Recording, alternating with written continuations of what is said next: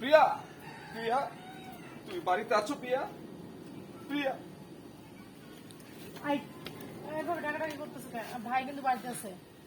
প্রিয়া, তুমি আমাকে ভালোবাসো, আমিও তো তোমাকে ভালোবাসি। আর ভালোবাসি বলে 3টি বছর যাবত আমাদের সম্পর্ক রয়েছে। হঠাৎ করে তোমার কি হয়েছে এমন? আমার সাথে তুমি যোগাযোগ করছো না কেন? আমি কিন্তু এখন ভাইয়াকে ডাকাডাকি করবো। দেখো তুমি চলে যাও।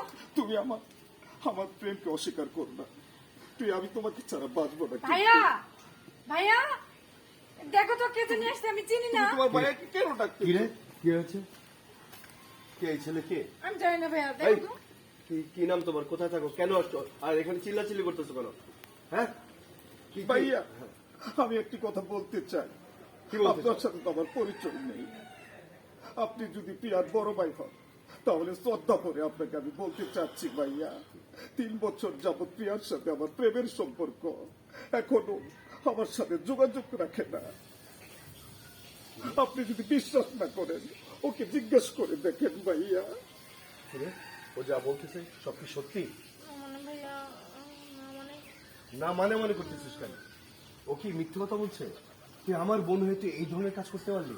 আজকে তোকে বাসায় নিয়ে শেষ করে ফেলবা। না না না প্রিয়া, যেও না, যেও না, আমি তোমাকে ছাড়া বাঁচবো না, বাঁচবো না।